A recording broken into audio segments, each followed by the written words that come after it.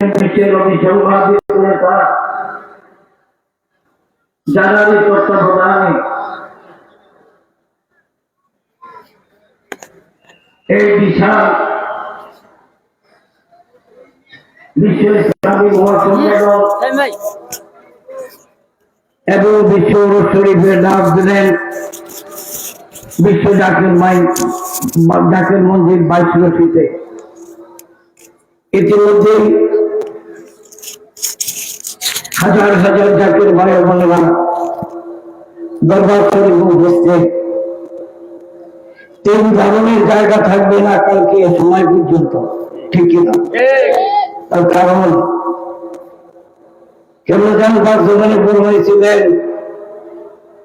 এই শরীফ ছিল এক সময় বাগদাদ শরীফে, এই শরীফ ছিল এক সময় আজমির শরীফে। এই শরীফ আল্লাহ তাআলা তোমাদের হাতে ছাইড়া দিছে। তবে বাবা সত্য হলো একজন মহাকামেলের তত্ত্বাবধানে এই শরীফ পরিচালনা হয়, পরিচালিত হয়। তোমরা জানেন এই পবিত্র মসজিদ শরীফের আদরকে হেজবুল্লাহর ইমামকে কিবলা জান একজন মহাকামেল হিসেবে ঘোষণা করছেন, ঠিক কিনা? আমি জানতে চাই কথাটা ঠিক কিনা? উনি থাকেন আর কিবলা জান সাহেবের কদম পাকে এই বিশ্ব জাকির মন্দির 22 রশিতে আমার দয়াল বাবার উপস্থিতিতে যে বান্ধব মহাপবিত্র বিশ্ব শরীফের তারিখ ঘোষণা দিবেন তুমিও পাঁচ জবানে আজকে বাস্তবায়ন হলো। মারহাবা বলে মারহাবা। সেই বান্ধবের পবিত্র কদম পাকে কোটি কোটি কদম বসে আরজ করছি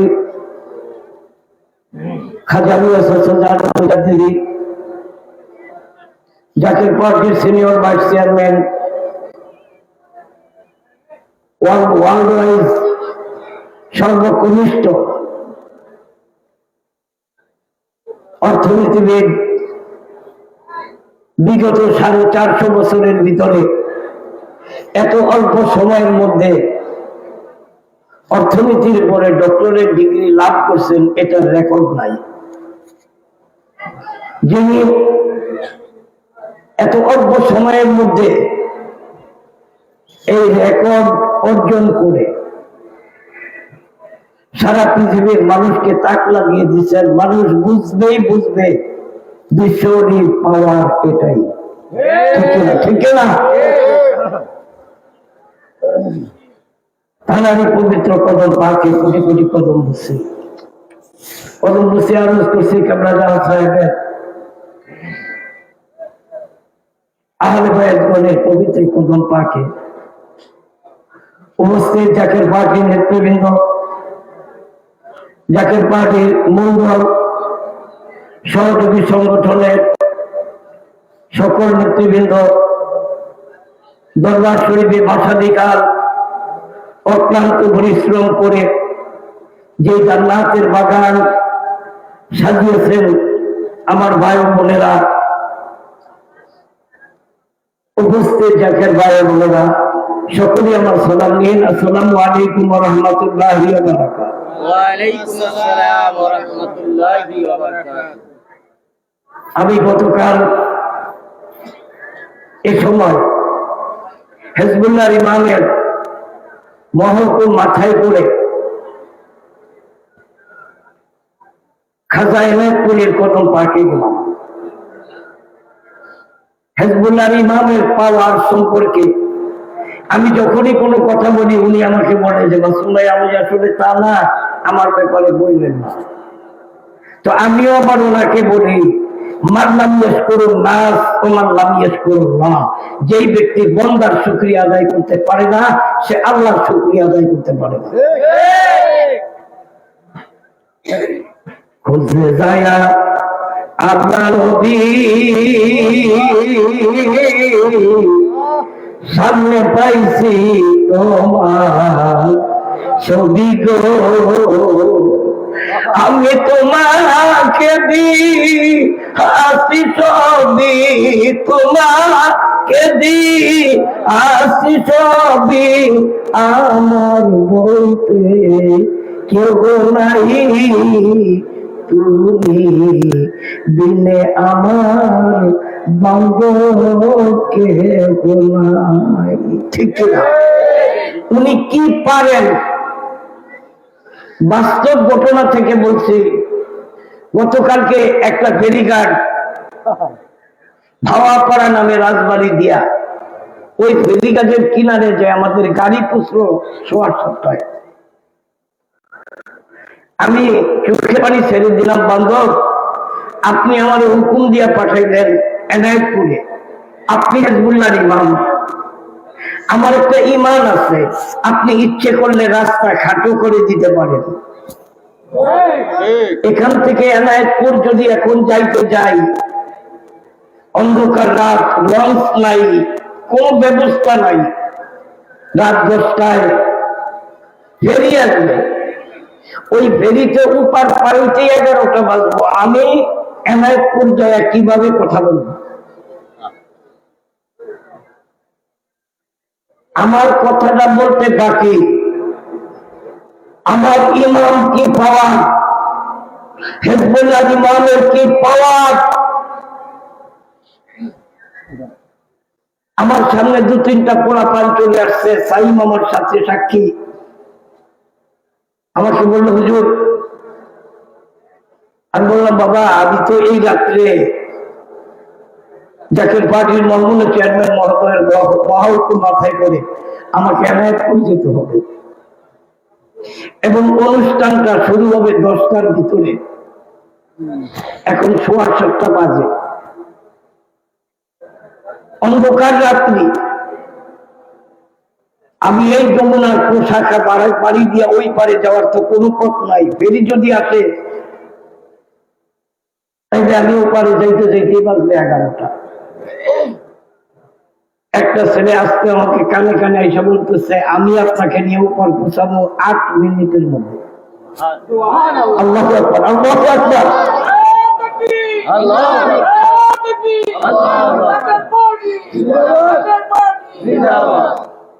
আমি বললাম বাবা কিভাবে? ও বলতেছে আমি স্পিরিট বোর্ডের মালিক, রাত 7টার পরে আমাদের এখানে স্পিরিট বোর্ড চলে না, তবে আপনি যেই কথা বলছেন আমিও ভাইজানের একজন ভক্ত। আল্লাহু আকবার, আল্লাহু আকবার। যেহেতু ভাইজান আপনাকে পাঠাইছে, আপনি 9টার মধ্যে 9:30টার মধ্যে এনায়েতপুরে পৌঁছবেন। আমি কিভাবে সম্ভব? আপনার এই ফেরি পাড়িতে 1 ঘন্টা লাগতো, এটাকে যদি 8 মিনিটে আমি বানাইতারি, এভাবে হিসাব করেন। আমি ছেলেটার মুখের দিকে তাকাইলাম, গালের মধ্যে হাত দিলাম, ছেলেটা বলল চলেন। ঠিক এই 8 মিনিটের মাথায় আমি ওই পার যাইয়া এবার আমি চিন্তা করলাম কিভাবে।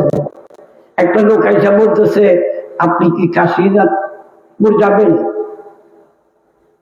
আমি বললাম আমি এনায়েতপুর যাব। তো আমাকে বলতেছেন যদি আপনি এনায়েতপুর এই মুহূর্তে আমাকে নিয়ে যেতে চান, একটা অঙ্ক বললো, এই টাকা দিতে হবে, আমি তোমাকে ডাবল দিব, তবে শর্ত হইলো তুমি চোখ বন্ধ করে গাড়ি চালাইবে। আমার মুখে দিয়েছে আসে, আমি কি আজকে তুমিও গাড়ি চালাইবা না, আমিও চালাম না, আজকে স্পিরিট অন্ধকারের মধ্যে তুমিও চালাও নাই, আমিও চালাই নাই। আমি পয়সা দেখছি করবি দেখা যায় আমার সামনে খারা মুর্শিদ নাম যায় তার বড়া কি যায় রে মারা, সে যে গনি গনি পার করে না পার করে পার, আশের যারা মুর্শিদ নাম যার ঘরে ভরা তার ভরা কি যায় রে মারা। আল্লাহুম্মা সাল্লি জুড়ে মাওলানা ওয়া আলা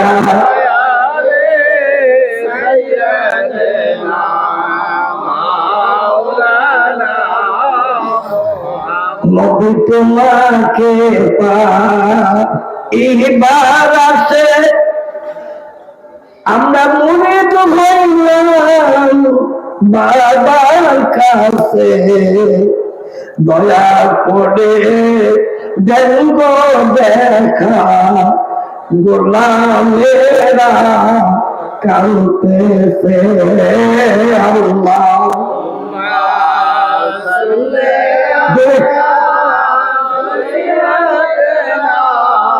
মাওলা ওয়ালা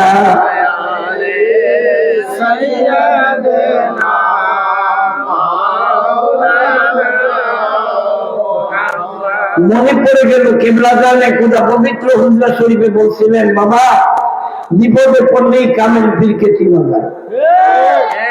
গতকালকে আমার হিজবুল ইমান পাওয়ারটা ওনার পাওয়ার যাচাই করার জন্য আমি অন্ধকার রাত্রিতে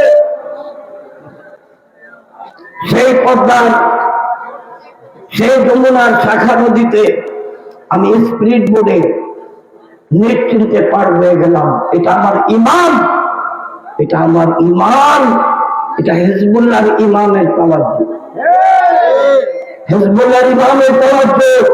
আজকের মহাপবিত্র ইসলামের মহাসম্মেলন বিশ্ব শরীফে বলে দিতে চাই, কেউ যদি কখনো পুনর্জীবনে বলে হিজবুল্লাহর ইমানকে উসিলা করে আল্লাহর দরবারে সাহায্য চান, তাৎক্ষণিকভাবে আল্লাহ সাহায্য করতে আল্লাহ দয়া করে সাহায্য করে দিবে, ঠিক কিনা? এটা আমাদের বিশ্বাস আছে না নাই? আপনাদের দেখার বিশ্বাস আছে না নাই?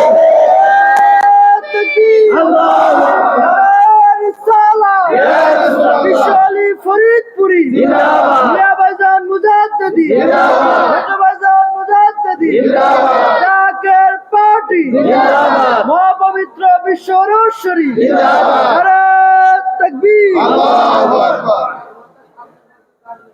আমি হয়তো এই প্রসঙ্গে বললে হিজবুল্লাহর ইমাম বারবার নিজেকে পর্দা দিয়ে ডাকতে চান। উনি আমাকে বলেন মাসুম ভাই আমার ব্যাপারে এগুলো বলবেন না।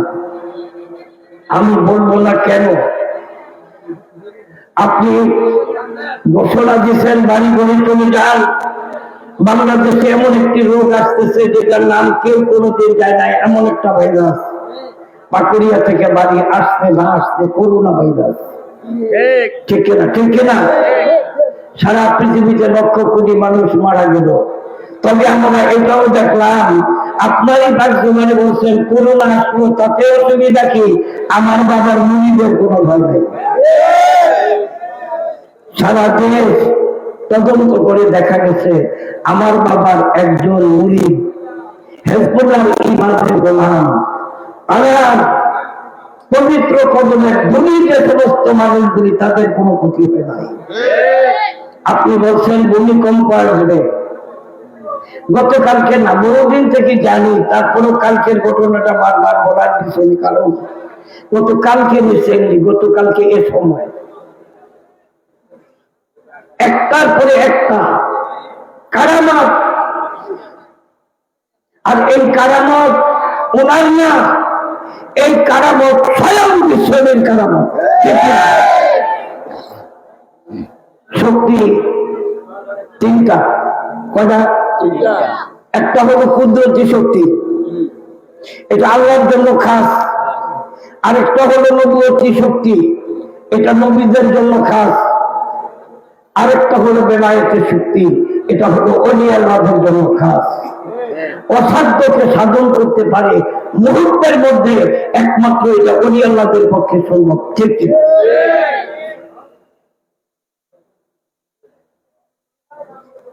এমনি ভাবে যতগুলি বিপদ আপদ ভালো মুসিবত ওই কথা আমাদেরকে আগে বলেন, আমাদেরকে এলাজ করেন।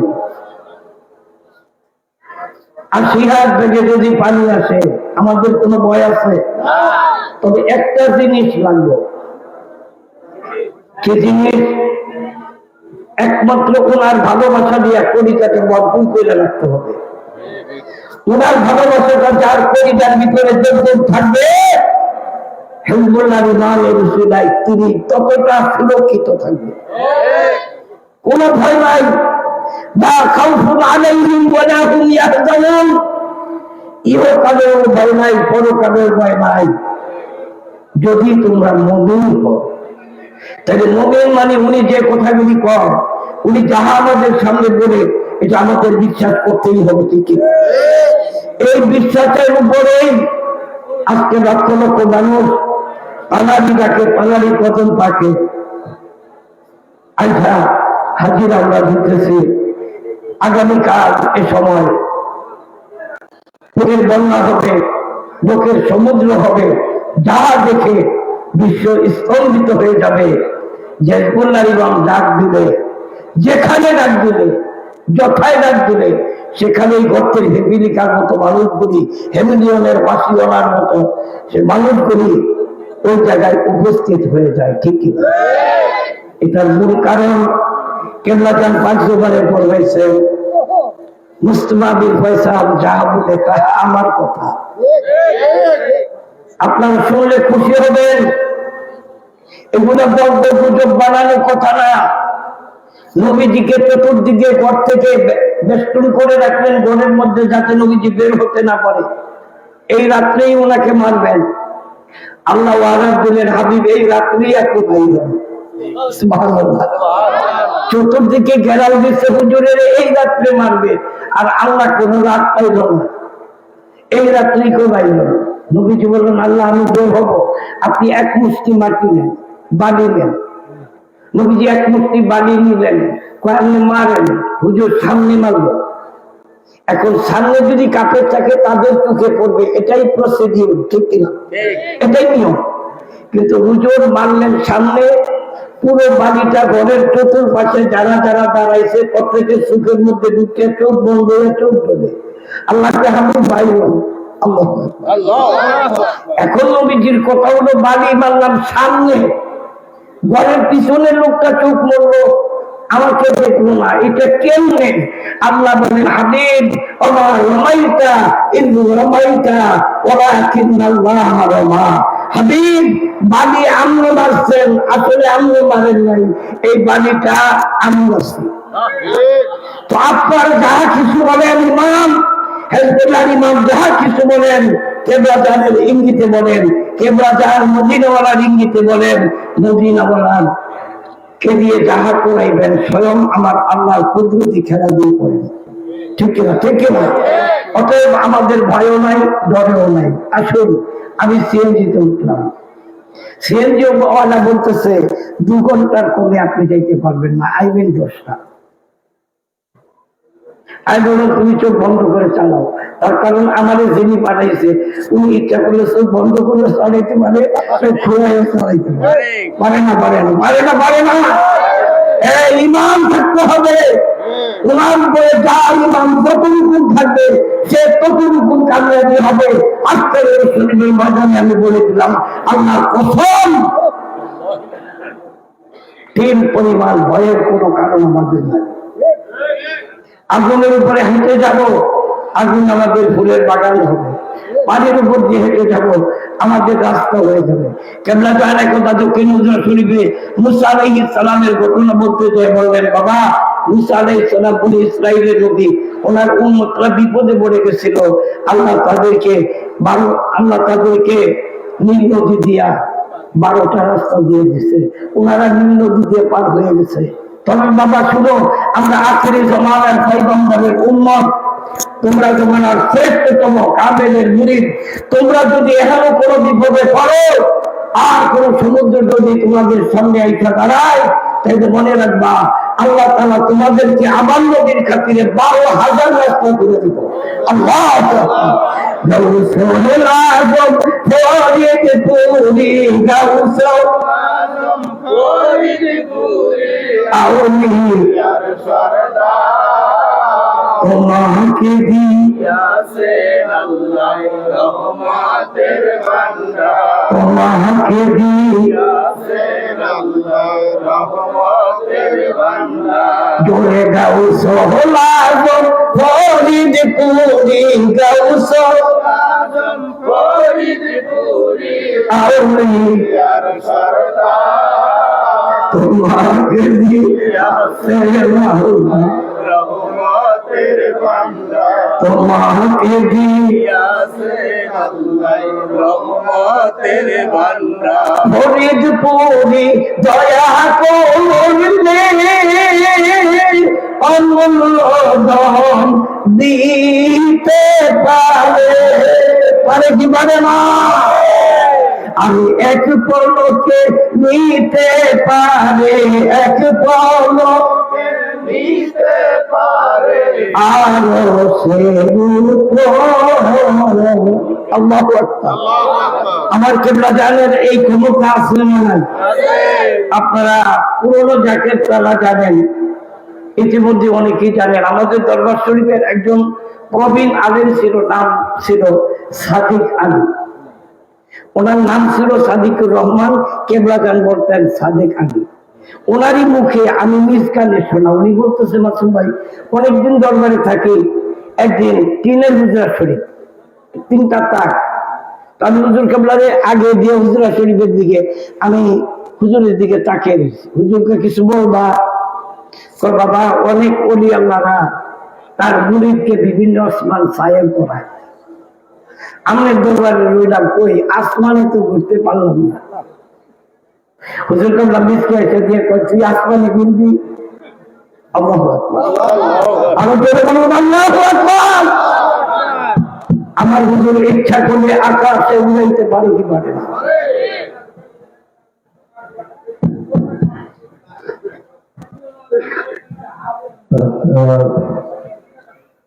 আপনি দয়া করে এখন 1 মিনিটের মধ্যেই দেওয়া শেষ করেন, এরপর আমরা পবিত্র এশার নামাজের আদান হবে, অনুষ্ঠানের ঘোষণা হবে। মাওলানা সাদিকুর রহমান বলেন, আমি হুজুর কেবলা দৃষ্টি আইসা দেওয়ার পরে আমার মনে হলো ঝাঁক করে কে যেন উপরে উঠে এলো। আমি দেখি এমন একটা জায়গায় গেছি, সব সবুজ পাথর, সব মানুষগুলি সবুজ রঙের পোশাক। একজনকে ধরে বললাম এটা কোন আসমান, এটা কোন জায়গা? ওই লোকটা বললো কেন আপনি আসেন না? কয় না তো, কয় এটা প্রথম আসমান। তো আমি কেমনে আসমানে এসেছেন, জমিনে নামবো কেমনে?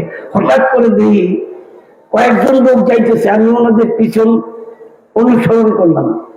একজনকে বললাম কই যান? কয় আজকে বৃহস্পতিবার, ফেরেশতাদের একটা কাফেলা বিশ্ব জাকের মন্দিরে যাইতেছে। আল্লাহু আকবার। আমি তাদের সাথে একত্রিত হয়ে হঠাৎ করে আবার আমার ভিতরে একটা ঝাঁকুনি আসলো, আমি 3-4 হাত দূরে পড়ে গেলাম। হুজুর কেবল আবারও আমার দিকে তাকে মিসকে একটা কয়ে কই গেছিলি? আল্লাহু আকবার। হুজুর কেবলা জিজ্ঞাসা করে কই গেছিলি? কান্দা দিয়া বললো বাবা আমি প্রথম আসমানে গেছি। হুজুর বললো সাদিক আলী আমার কথা যদি ঠিক মতো মানতে পারো, আমি আমার তোমাকে কঠিন রিয়াজত করতে পারো, তাহলে এই মুহূর্তে তোমার 7 আসমান ঘুরাইয়া দরবার শরীফে নিয়ে আসতাম। ও প্রাণের মুর্শিদ তুমি আহমদ হইয়া গো কান্দারি, ও প্রাণের মুর্শিদ তুমি আহমদ হইয়া গো কান্দারি, তোমার নামে অকুল গঙ্গে, তোমার নামে অকুল গঙ্গে ভাসাইলাম বাংলা তুমি, তুমি আমার হরিয় গো কান্দারি। সকলের সমস্যার চিৎকার দিয়ে বলুন আমিন।